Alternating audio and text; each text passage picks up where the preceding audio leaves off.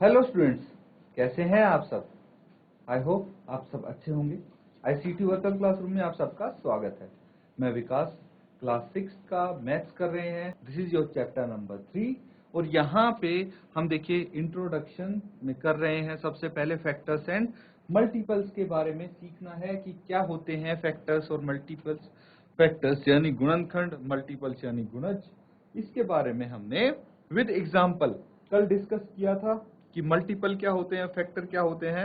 अब बच्चों कुछ इसके बारे में पॉइंट्स हैं जो कि हमने देखे थे। तो देखिए ये पॉइंट आपने नोट डाउन किए प्रीवियस सेशन में कि एक गुणनखंड क्या होता है, ठीक है, और गुणनखंड की जो प्रॉपर्टीज होती हैं उसके बारे में हमने यहाँ पे डिस्कस किया था। देखिए एक बार और इसको रिवाइज करिए, काफी इंपॉर्टेंट है। इसके बाद हम जो गुणज होते हैं उसकी कुछ मूव ऑन करेंगे। तो जल्दी से इसको एक बार चेक कर लीजिए। जिसने नोट डाउन नहीं किया है वो नोट डाउन भी कर सकता है, तो जल्दी से कीजिए इसको।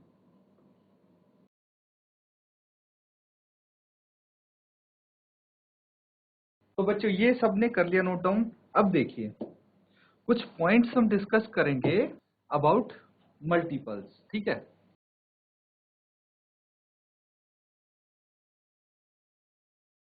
तो सबसे पहले मल्टीपल्स यानी गुणज होता है। अब मैं बोल सकता हूं प्रत्येक संख्या अपने आप का, प्रत्येक संख्या अपने आप का गुणज होता है या होती है, ठीक है। मतलब क्या हुआ कि भाई every number is multiple of itself. मतलब अगर 3 का गुणज मैं लिखूंगा तो 3 भी एक मल्टीपल होगा, है ना। 3 के गुणज लिखूंगा तो 3, 6, 9, 12। मतलब जो ये 3 है खुद का भी ये एक गुणज होगा। मतलब समझ गए आप। तो ये एक पॉइंट है। दूसरा हम क्या बोल सकते हैं कि भाई जो भी मल्टीपल्स होते हैं एक दी हुई संख्या का गुणज या तो उससे बड़ा होता है या उसके बराबर होता है। तो आप लिखेंगे एक दी गई संख्या के गुणज या मल्टीपल उससे बड़े या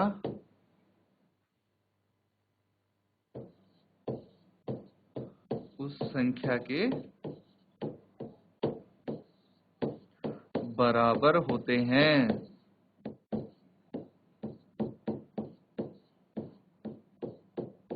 क्लियर है। तो इसको नोट डाउन कीजिए आप। और देखिए एक तो ये पॉइंट है कि भाई प्रत्येक संख्या अपने आप का गुणज होती है। दूसरा कि भाई जो संख्या होती है गुणज, जैसे हमने मल्टी फैक्टर्स में किया था कि जो फैक्टर होते हैं गुणनखंड होते हैं वो संख्या के बराबर या उससे छोटे होते हैं। लेकिन जो मल्टीपल होते गुणज होते वो संख्या के बराबर या उससे बड़े होंगे, होते हैं अपरिमित होते हैं। मतलब उनको गिन नहीं पाएंगे हम, इतने सारे होते हैं। तो आप क्या लिखेंगे, एक संख्या के गुणज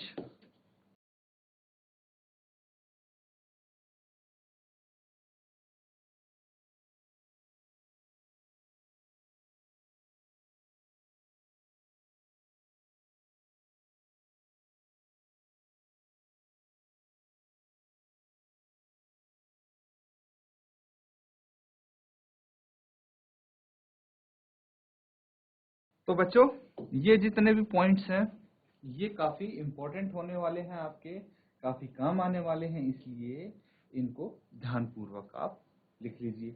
इसके बाद देखिए हमने दो टॉपिक यहाँ पे सीखे हैं। क्या क्या सीखे हैं भाई, फैक्टर्स एक तो सीखा है और दूसरा टॉपिक मल्टीपल्स। अब आपको मैं मात्र 2 मिनट का समय दे रहा हूं। फैक्टर्स और मल्टीपल्स से रिलेटेड कोई भी आपका डाउट है, कुछ पूछना चाहते हैं, कुछ समझ नहीं आया, अभी तक जो पॉइंट्स किए हैं, जो एग्जांपल्स किए हैं, एक्सप्लेनेशन की है, उनमें से कहीं भी कोई क्वेश्चन है, आप अपना क्वेश्चन पूछ सकते हैं। ठीक है, तो जल्दी से कोई डाउट हो, हैंड रेज करके अपना डाउट भी आप पूछ सकते हैं। इसके बाद हम सीधा इसके आधार पे क्वेश्चन करेंगे। तो बच्चों, सबने कर लिया नोट डाउन? किसी का कोई डाउट नहीं है ना? कुछ क्वेश्चन पूछना हो पूछ सकते हैं हैंड रेज करके आप। चलिए, क्वेश्चन करने का समय आ गया है। अब इसी के आधार पे कुछ क्वेश्चंस करेंगे। बोला गया right all the factors of the following numbers. नीचे आपको कुछ संख्याएं दी गई हैं, इनके फैक्टर्स लिखने हैं। फैक्टर्स यानी गुणनखंड लिखने हैं। ठीक है, गुणनखंड आपको इनके लिखने हैं। ठीक है, तो सबसे पहले 24 सॉल्व करके मुझे बताइए 4 के क्या क्या गुणनखंड होंगे। मैंने बताया है आपको गुणनखंड क्या होते हैं।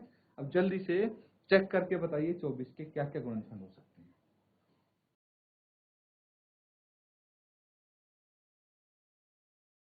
बच्चों बताइए किसका आंसर आया है।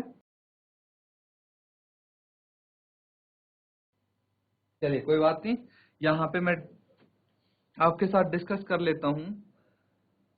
24 है। अगर हमें फैक्टर्स का पता करना है, मतलब ऐसे संख्याओं का, ऐसे नंबर्स का पता करना है कि भाई ऐसे दो नंबर्स मुझे चाहिए जिनको मल्टीप्लाई करके, जिनका गुणा करके हम 24 आंसर ला सकते हैं। समझ गए? या फिर दूसरे शब्दों में कहें तो भाई जो जिनसे अगर मैं 24 को भाग करूं तो पूरा पूरा भाग हो जाएगा। तो देखिए, एक तो है 1 इंटू 24, एक को 24 से गुणा करेंगे 24 आएगा, या फिर 24 को 1 से या 24 से भाग कर लो, पूरा पूरा भाग हो जाएगा। ठीक है, इसी तरह से 2 को अगर मैं 12 से मल्टीप्लाई, भाई ऐसे दो नंबर ढूंढने हैं मुझे जिनको आपस में गुणा करके मेरा 24 आ जाए। तो अगर ऐसे नंबर होंगे तो ऑब्वियस सी बात है, उनसे अगर मैं 24 को भाग करूंगा तो पूरा पूरा भाग हो जाएगा। अब अगर मैं और नंबर देखता हूं तो 3 को अगर मैं 6 से गुणा करता हूं, 6 से नहीं 8 से, 8 तिया 24 होता है, तो 24 आएगा। ठीक है, और बताइए ऐसे ही मल्टीपल, ऐसे फैक्टर्स कौन से होंगे 24 के। अब अगर मैं 4 को 6 से गुणा करता हूं, 4 का गुणन 6 से करता हूं तो भी 24 आएगा, है कि नहीं? और बताइए और कुछ है? देखिए 5 को किसी भी नंबर से गुणा कर लीजिए, आपका 24 कभी नहीं आ सकता। ठीक है, 6 को वापस से 4 से गुणा करेंगे तो 24 आएगा। फिर 7 को किसी नंबर से गुणा कर लीजिए, 24 नहीं आएगा, लेकिन 8 को 3 से गुणा करने पे 24 आएगा। इसी तरह से 12 को 2 से और 24 को 1 से। अब समझना क्वेश्चन को कि इसके फैक्टर्स लिखने हैं ना, फैक्टर्स ऑफ 24 आर क्या क्या होंगे। तो देखिए 1 और 24 तो है ही, 1 आ गया यहाँ पे, उसके बाद 2 आ गया, उसके बाद 3 है, उसके बाद 4 है, उसके बाद 6 है, उसके बाद 8 है, उसके बाद 12 है,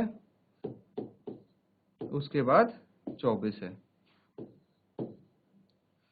और देखिए ये वापस से रिपीट होना शुरू हो जाते हैं। 24 यहाँ पे आ गया, 12 यहाँ पे आ गया है, 8 यहाँ पे आ गया है, 6 यहाँ पे आ गया है, 4 यहाँ पे आ गया है, 3, 2 और 1 सब यहाँ पे आ गए हैं।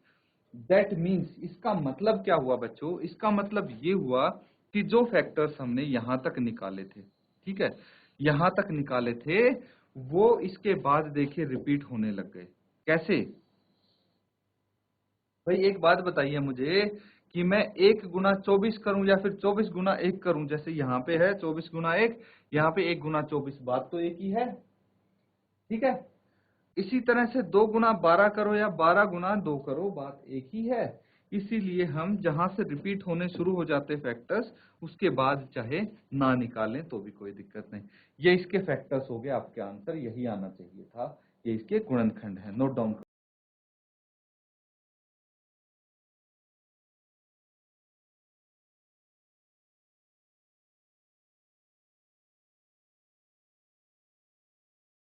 तो बच्चों, ये सबने नोट डाउन कर लिया है, तो देखिए बाकी इसके सारे पार्ट्स देख पा रहे हैं आप। इसको भी आपको ऐसे ही इसी तरीके से सॉल्व करना है, ठीक है। अब फटाफट से मुझे पार्ट बी, सी और डी के आंसर्स बता दीजिए, क्या क्या आएंगे फैक्टर्स। जल्दी इसको सॉल्व कर लीजिए और फिर मुझे बताइए क्या आंसर आता है आपका।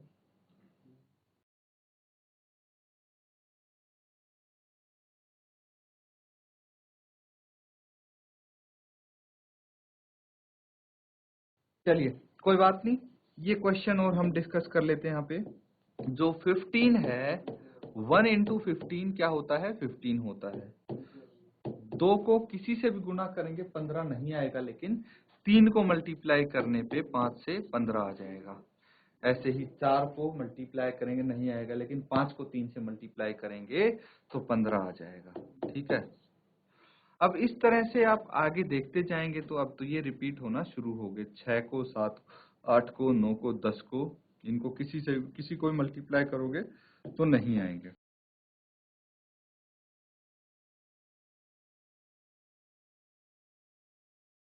तीन, 5 और 15, ये 15 के फैक्टर्स हैं, ठीक है। इस तरह से 21, 27, 12, 20, इन सब के 18 सबके फैक्टर्स निकाल लेते हैं। एक बार एच के हम यहाँ पे डिस्कस कर लेते हैं। एच पार्ट है 23 है, इसके क्या क्या फैक्टर्स हो सकते हैं, इसके गुणनखंड क्या हो सकते हैं। तो यहाँ पे देखिए, हम 1 से अगर 23 को मल्टीप्लाई करते हैं, देखिए ये पॉइंट हमने डिस्कस किया था कि 1 जो होता है वो हर किसी का, हर संख्या का गुणनखंड होता है। इसलिए हमेशा सबसे पहले तो मैं 1 को और उस नंबर को गुणा कर देता हूँ, क्योंकि ये भी हमने पॉइंट्स में लिखा था कि हर एक नंबर खुद का एक गुणनखंड होता है। तो 1 और वो नंबर खुद, ये तो हमेशा सबसे पहले हम लिख ही लेंगे।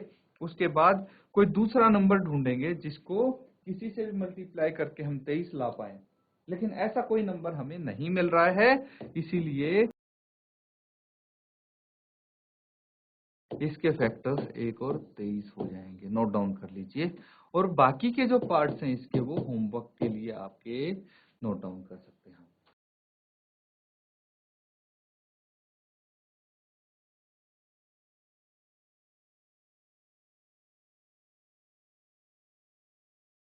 ठीक है बच्चों, ये सबने कर लिया नोट डाउन। तो अगले सवाल पे हम चलते हैं। अगला सवाल करेंगे, और ये क्वेश्चन है मल्टीपल से रिगार्डिंग। यानी आपको क्या करना, राइट फर्स्ट 5 मल्टीपल्स ऑफ जो नंबर दिए हैं उनके, यानी प्रथम 5 गुणज आपको बताने हैं, ठीक है। प्रथम 5 गुणज बताएंगे। कैसे बताने हैं, देखिए हम डिस्कस कर लेते हैं पार्ट ए इसका। तो ए है 5, इसके प्रथम 5 गुणज क्या होंगे। तो 5 के प्रथम 5 गुणज हो जाएंगे। सबसे पहले तो 5 खुद एक अपने आप का गुणज हो जाएगा। फिर 5 को हम 2 से मल्टीप्लाई करके देखते हैं, जो 10 आएगा वो 5 का एक मल्टीपल होगा। फिर 5 को 3 से मल्टीप्लाई करके 15 जो आएगा वो भी 5 का मल्टीपल होगा। 5 को फिर 4 से करेंगे तो 20 आ जाएगा, फिर 25 आ जाएगा। ये सब 5 के मल्टीपल्स हैं, ठीक है। तो इस तरह से पहले 5 बोले हैं तो हमने पहले 5 लिखे हैं, 7 बोल देते तो हम 2 मल्टीपल और लिख देते। इस तरह से आप लिख सकते हैं, नोट डाउन कर लीजिए। और पार्ट बी और सी का आंसर बताइए क्या आएगा आपका।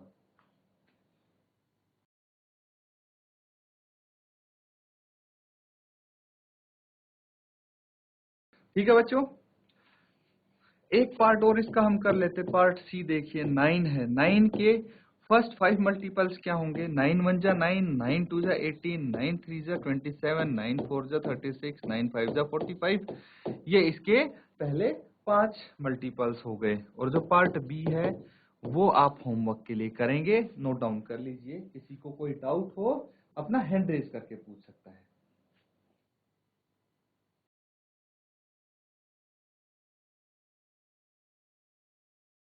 तो बच्चों कर लिया सबने नोट डाउन? अब देखिए अगला सवाल करेंगे। इसमें क्या बोला गया है, आप देख पा रहे हैं यहाँ पे आपको दो कॉलम दिख रहे हैं, ठीक है, कॉलम 1 और कॉलम 2, दो स्तंभ दिख रहे हैं, इनको मैच करना है सही आंसर के साथ। तो इसमें फैक्टर और मल्टीपल के बारे में ही पूछा गया है।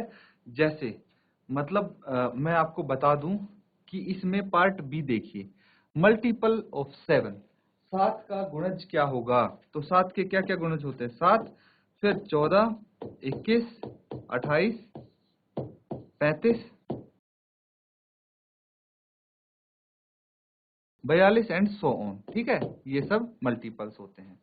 तो मुझे कॉलम 2 जो है उसमें से इसका आंसर कौन सा होगा, कॉलम 1 में उससे मैच करना है। तो 7 के मल्टीपल देखिए 35 है कि नहीं? यहाँ पे 35 कहीं दिख रहा है? 1 में दिख रहा है। तो मैं बोल दूंगा कि बी को ए 1 से, फर्स्ट पार्ट को बी से मैं मैच कर सकता हूँ। इसी तरह से आपको इनको मैच करना है और फिर आंसर बताने हैं स्टूडेंट्स, ठीक है? तो एक बार नोट डाउन कर लीजिए इसको।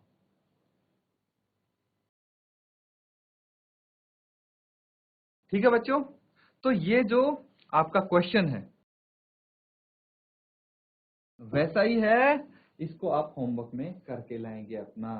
तो जैसे हम मल्टीपल और फैक्टर्स के बारे में काफी सारी चीजें सीख चुके हैं, इसलिए आपको मैंने होमवर्क भी दिया है काफी सारा और यहाँ पे सॉल्व भी किए हैं आपके लिए। तो मैच करने हैं कॉलम, ये आपको करके लाने हैं, ठीक है? तो बच्चों इसी के साथ आज का सेशन यहाँ पे हम एंड करेंगे। Thank you and have a nice day.